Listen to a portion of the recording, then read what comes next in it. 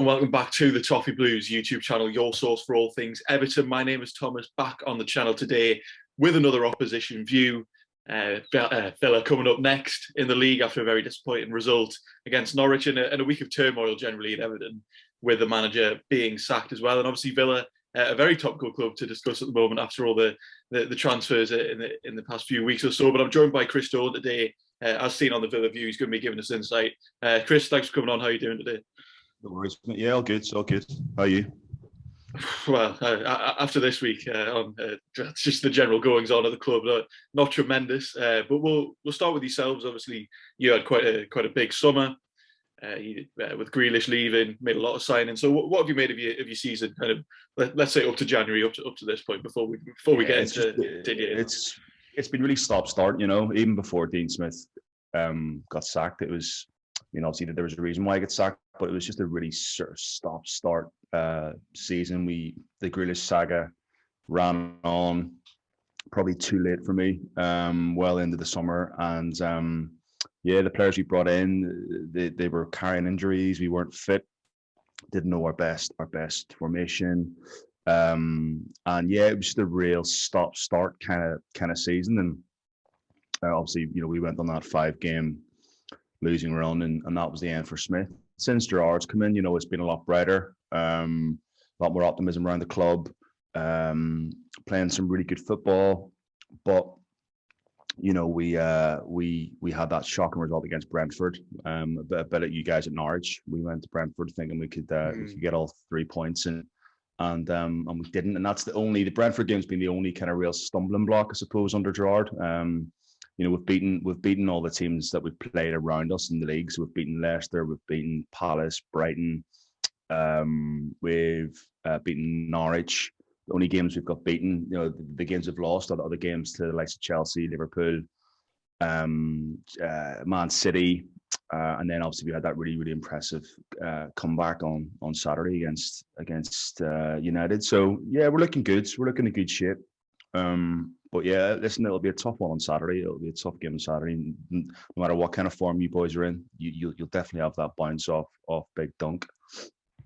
Yeah, definitely. And kind of just while we're on that topic, you know, it's been a chaotic season at Everton, definitely. Hopefully, well, for ourselves anyway, we will get that manager bounce coming in at the match. But what have you made of Everton's season so far, of what you've seen? Like, what have you made of the chaos in general? I mean, it was a bit like when Benitez came in. It's a bit like with us. Whenever we appointed Alex McLeish, it was a bit more raw for us because McLeish had just taken Birmingham down to the Championship that season, and then we appointed him in the summer, and it was carnage. It was carnage, and it was never. When you have those kind of managers that before they even begin their job, they're on borrowed time. So the fans are kind of waiting. They're kind of waiting for a slip up. They're waiting for a bad run of results. They're waiting for poor performances. And obviously, Rafa started well. You know, he started the season well. I think your first big loss was against us when we beat you 3-0 at Villa Park. But you could see it coming. I mean, I just don't know what's going on at that club. You seem, you know, what's the sixth manager in five years or something like that, you know. So yeah, it just seems to be there's a real unrest at the boardroom, and I mean, I don't want to put too much fear into it, but it kind of resembles a little bit the year that we went down. You know, the owner lost interest. Obviously, with us, he wasn't putting any money into the club. He was appointing all the wrong managers. He was getting really good people behind the scenes. And it just seems like a bit of a shambles. And you'll know the players better than I do. I mean, you'll know the dressing room better than I do. But it seems to me that there's a real unrest in there at the minute. And you know, when you haven't got a happy camp, then it just breeds bad results, and bad results, you know, they eventually lead to the ultimate, which is relegation. And you know, we thought we could never go down, and because we were obviously, you know, such a big club. And but I mean, I don't want Everton to go down because you're a great club. I've got quite a few friends that are Everton fans, and I actually I've got some of the guys, like, you know, some of the players on the team, and so you're a great club. So I just hope you can turn around. Yeah, absolutely. And you speak about the unrest in the changing rooms. Definitely, that was the case. And you've obviously taken advantage of that in a way by signing Lucas Digne. So what was your general reaction to that? Because obviously at the time when it sounded like there was a rift between him and Benitez, it seemed like he was going to leave. To be honest, no disrespect here, I didn't expect him to end up at Villa. He's spoken constantly about how he wants to kind of play in Europe as well. So what did you make of that one? Did it come as a surprise to you at all? Yes and no. I mean, I think the Coutinho transfer certainly helped. I think you're bringing in the likes of Coutinho and obviously with Gerrard, he might not be as experienced as other managers, but he certainly has that pull. He has that name, whatever Everton fans think about him or whatever football fans in general think about him. He certainly has that massive pull, and it's just bizarre because surely somebody in the board would have known that Rafa's time was coming to an end. Surely somebody would have said to Lucas Digne, "Listen, just give it another few weeks. Give it a few weeks. We'll see how the results go." And he's probably not going to be here by the end of January. So just bide your time. But clearly, again, it just shows the lack of organisation at your football club, and we. Over the last 3 years, we've been very savvy in the market, and we obviously saw the opportunity. And 25 million quids or 20 million quids for French international. His stats speak for themselves.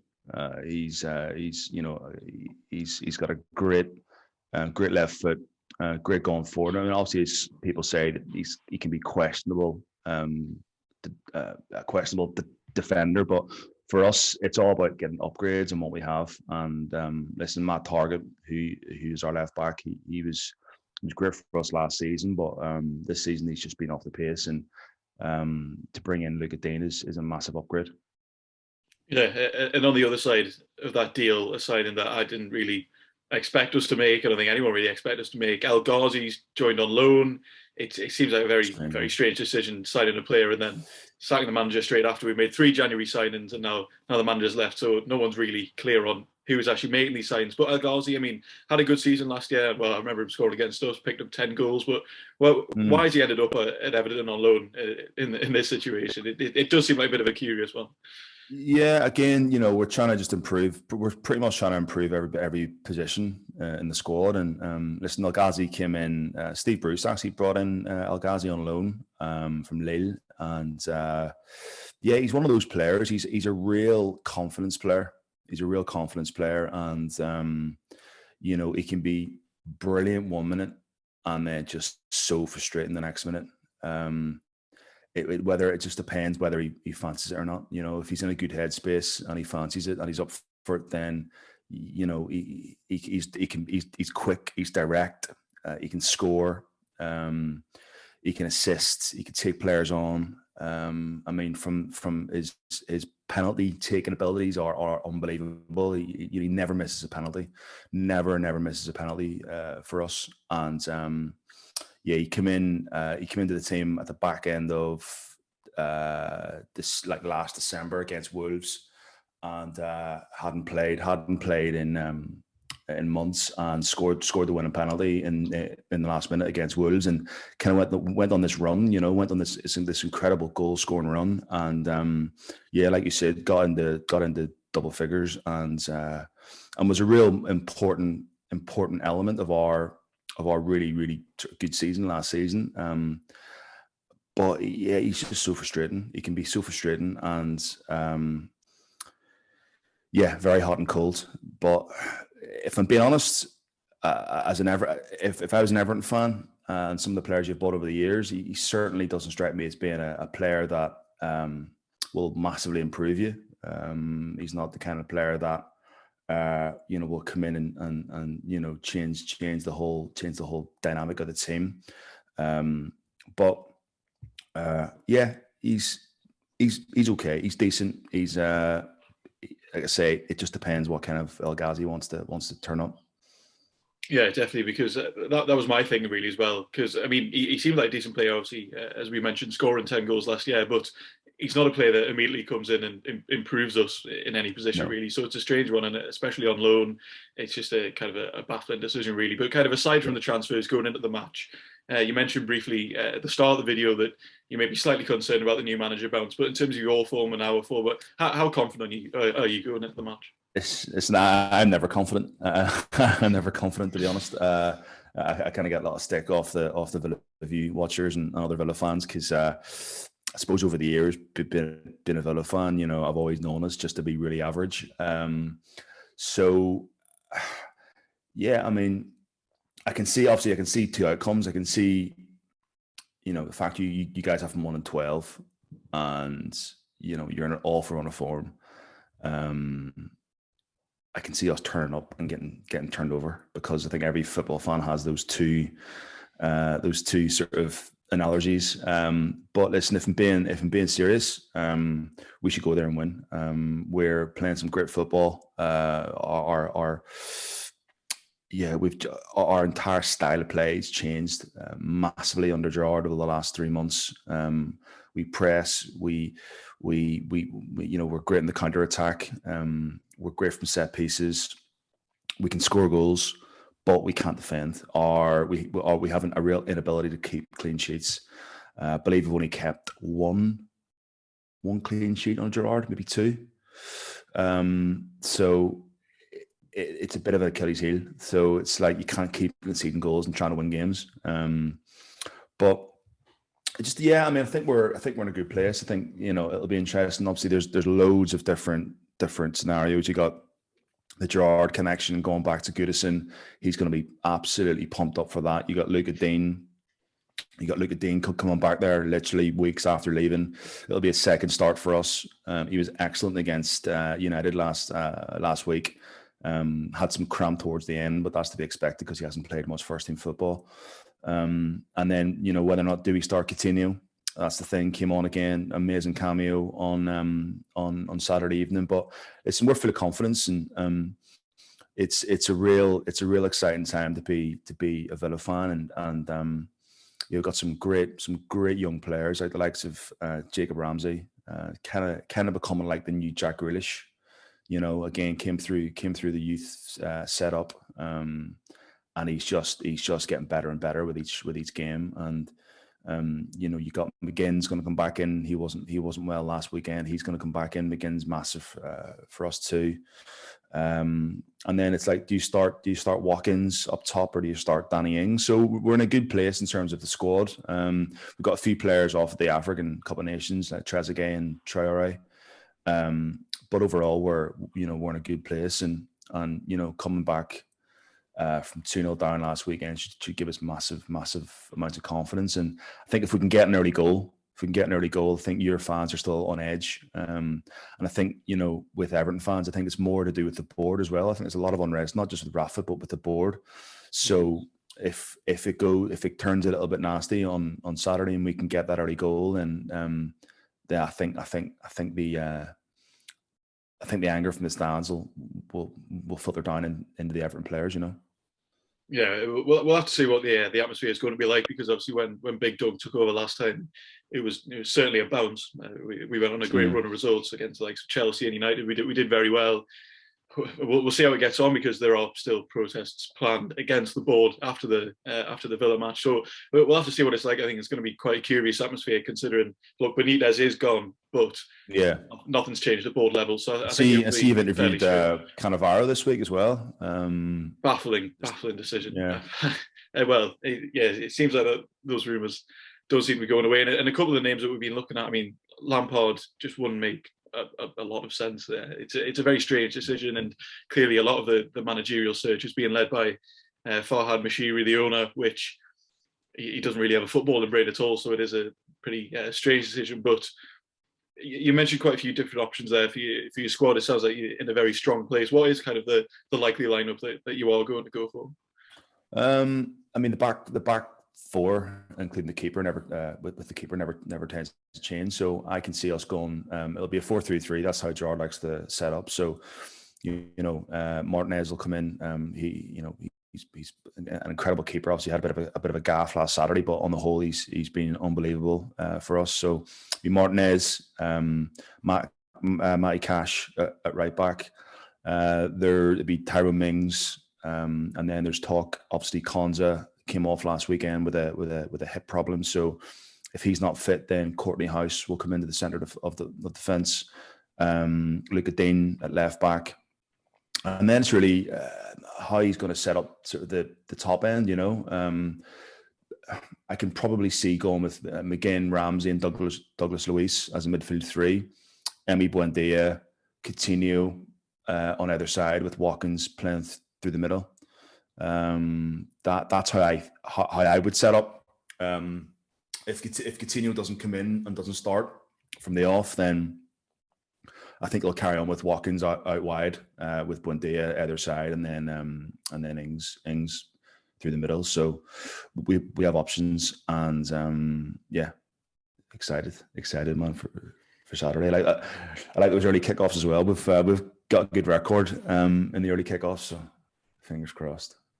Yeah, no, it sounds like your squad is in a very strong place.